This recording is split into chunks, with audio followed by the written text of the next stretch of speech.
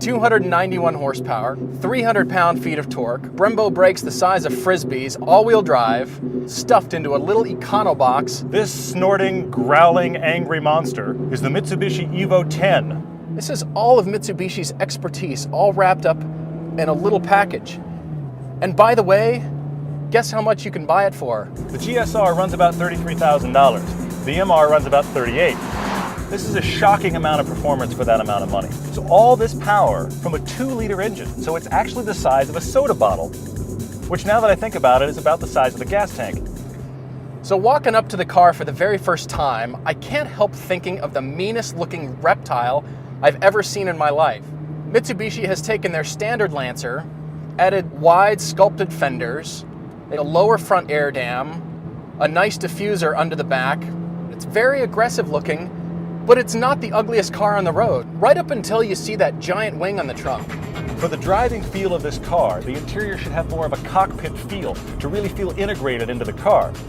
Of course, this is where you see the Lancer breeding. It could almost be described as boring, but if you're looking for a more luxurious car, you're entirely missing the point of this brilliant machine. The seats may be some of the best seats I've ever been in a car. I feel like I'm sitting in a kangaroo's pouch.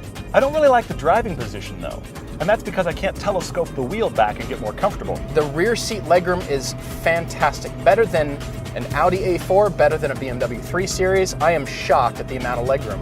That's right, you could legitimately get the entire family in this car. And what that means is, you can have the time of your life while terrifying everyone you love. So the first time you experience the performance in the Evo, you're gonna feel like you just shotgunned a beer.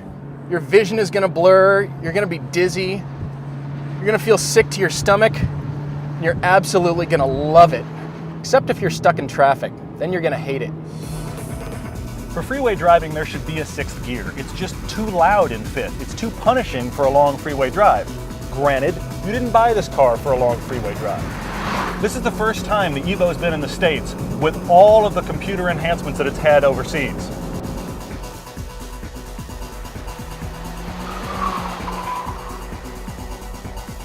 And just to show you how smart the car is, there's a screen right here in the center between the gauges. You can look down and you can see what's the differential doing, what are the wheels doing, which wheel's getting power right now. Of course, while you're doing that, you've hit a tree. You know what? I'm wrong. The Evo doesn't handle well. The Evo bends the earth to its will. You can roar into a corner doing everything wrong, and it's as if the car says, you know, that defies the laws of physics, but I'll make an exception just because it's you.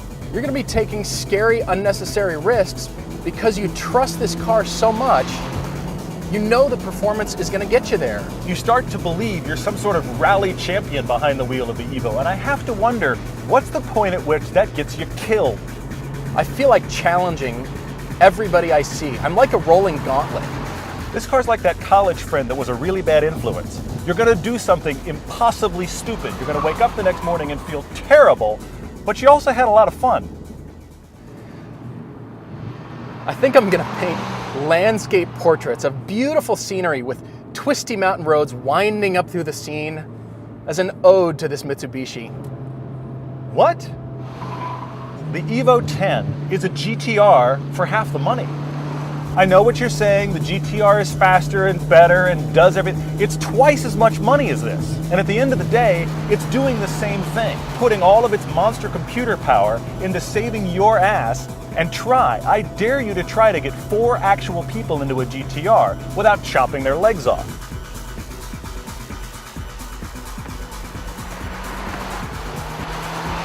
So would I own this car?